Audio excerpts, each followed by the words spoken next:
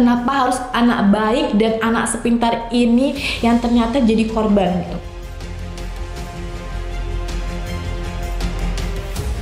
Oke, di pembahasan kali ini menarik banget, kita bahas kasus pemerkosaan dan pembunuhan gadis penjual gorengan yang mungkin sulit untuk terungkap, dan ini harus dibahas di Ceria, Cerita Misteri Widya.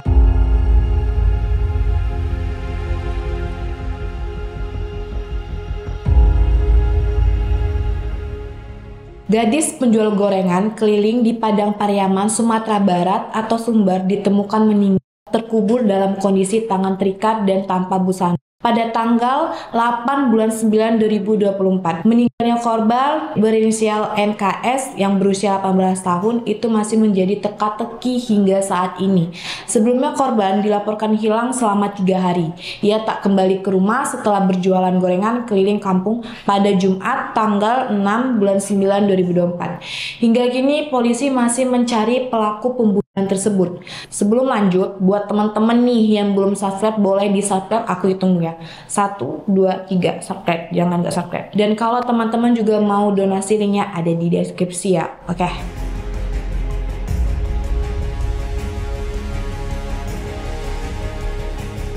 Pertama kita bahas kronologi kasus gadis penjual gorengan keliling yang diperkosa dan dibunuh.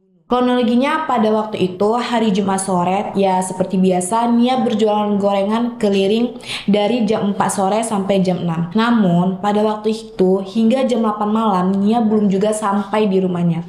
Sang ibu merasa perasaan tak enak dan panik. Setelah itu ibu Nia tuh melapor ke perangkat nagari atau perangkat desa gitulah semacam itu. Maka turunlah bersama warga mencari Nia. Di tengah perjalanan ditemukanlah gorengan yang diduga punya Nia berserakan. Pencarian pada waktu itu dilakukan hingga sampai jam 2 pagi, Cok. Setelah beberapa hari pencarian, belum juga Nia ditemukan. Gadis penjual gorengan tersebut ditemukan setelah 3 hari dia hilang pada hari Minggu. Ada seorang anak kecil yang turut melakukan pencarian menemukan tali rafia di atas tanah yang terlihat baru digali. Saat itu ditarik, ada sebelah tangan yang ikut tersangkut dan ternyata itu adalah jasad Nia, gadis penjual gorengan yang terkubur tanpa sehelai benang pun dengan kondisi terikat.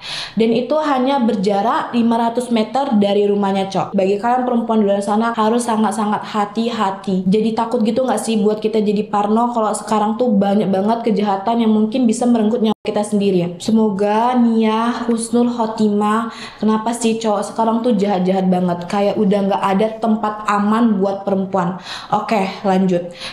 Lalu dibawa ke rumah sakit Bayangkara Paang, Pariaman untuk diotopsi. Setelah itu akhirnya dimakamkan pada Senin pada tanggal 9 September 2024 di kawasan pemakaman umum Korong Pasar Baru Nagari Guguak, Hayu Tanam, Padang Pariaman, Sumatera Barat. Sekarang motif pelaku apa sih sehingga begitu tega banget menghilangkan nyawa seseorang? Jadi Cok, hingga hari ini pihak kepolisian belum mengetahui gitu, belum merilis pernyataan yang pasti kenapa pelaku tersebut membunuh si korban. Namun hasil dari otopsi tentu saja motif pelaku merujuk pada syarat atau permukaan, Cok. Tapi kalau menurut aku sih ada beberapa dugaan motif pelaku. Yang pertama, pelaku melakukan hal keji tersebut karena asmara yang ditolak. Terus korban menolak secara baik-baik bukan karena tak suka, namun ingin lebih fokus belajar. Karena Nia ini itu baru tamat sekolah, mungkin dia masih ingin melanjutkan ke jenjang kuliah dan tidak memikirkan untuk pacaran dulu ya. Pelaku ini mungkin berjumlah lebih dari 1 orang. Tahu nggak, Cok? Ternyata Nia itu adalah sosok gadis yang bekerja keras sejak SMP hingga lulus SMA, rela melakukan semua itu demi bisa kuliah dan membantu ibunya. Dan Nia juga anak broken home, Cok. Orang tuanya sudah lama berpisah. Gak habis pikir kenapa pelaku setega itu melakukan ke gadis seperti Nia. Nia menjual gorengan itu tuh diambil dari pedagang lainnya juga, lalu dijualkan kembali dan berkeliling. Terus apa sih yang membuat Nia bersemangat sekolah di tengah keterbatasannya? Karena Nia ini anaknya berprestasi, lalu ada yang membantu untuk membiayai sekolahnya tuh sekitar 1,5 juta, sehingga mungkin kekurangan dari biaya pendidikannya dia kumpulin sendiri, yaitu dengan bekerja. Cita-citanya Nia ini adalah bekerja kantoran di gedung tinggi, cok. Nia ini baru lulus SMA tahun ini dan dari Institut Nasional Safi'i, dan harusnya tahun depan dia udah mulai berkuliah. Namun takdirnya direnggut paksa oleh manusia kejam yang tak bertanggung jawab. Coba deh kalian pikir para pelaku-pelaku yang ingin berbuat jahat di luar sana, bagaimana kalau korban itu adalah anak kalian, atau korban itu adalah adik kalian atau saudara kalian yang sebenarnya mereka tuh punya masa depan, ingin punya masa depan yang lebih baik, ingin harapan orang tuanya, dan kalian renggut seperti itu. Apakah nggak ada sedikit ya rasa kemanusiaan?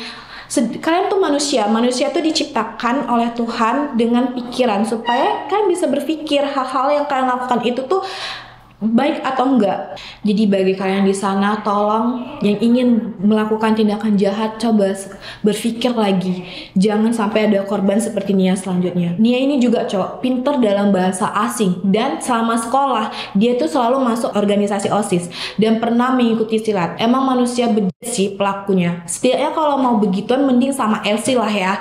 Ya bisa kamu beli harga murah meriah banyak. Kenapa harus anak baik dan anak sepintar ini yang ternyata jadi korban?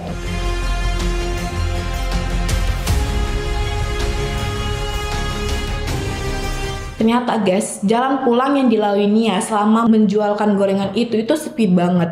Bagian kanan ada hutan yang sangat serem. Sementara yang kiri juga sama, adalah semak-semak berular gitulah. Luar biasanya Nia jualan gorengan demi kuliah guys. Zaman sekarang langka banget anak yang seperti Nia. Kebanyakan anak sekarang kan ya gengsinya tuh tinggi gitu loh. Kakak korban atau kakaknya Nia, Rini Wahyuni namanya, mengatakan Nia memang bertekad untuk bisa kuliah. Korban pun rela menjualkan gorengannya keliling kampung. Uang hasil berjualan itu dikumpulkan sedikit demi sedikit untuk membeli laptop. Sumpah aku denger ceritanya tuh bener-bener sedih banget ya, jahat banget. Agar bisa digunakan pada saat kuliah nanti. Jadi gorengan itu guys, itu gorengan tetangganya. Jadi dijualin dia kembali, dan uang yang dijualkan dia untuk gorengan itu dibelikan dia untuk laptop untuk kuliah. Ibu korban, Eri Mardina, mengatakan hal serupa. Nia bahkan berjualan gorengan hingga jauh. Dia jualan kue untuk kuliah atau goreng-gorengan. Jualannya tuh jauh guys, tapi Nia tuh nggak takut atau nggak gengsi atau nggak capek gitu kan. Dia tuh biasanya pulang menjelang maghrib. Kakak korban ini mengaku sempat bermimpi bertemu dengan adiknya pada malam setelah kejadian itu guys. Cerita ini bener-bener menyayat hati banget. Dalam mimpi itu korban meminta tolong kepada kakak. Dalam mimpi itu korban meminta tolong kepada kakaknya. Polisi hingga kini masih terus berupaya mengungkapkan misteri kematian korban. Hingga hari ini belum ada pelaku yang ditangkap. Ini pelakunya harus ditangkap secepatnya, bila perlu dihukum mati.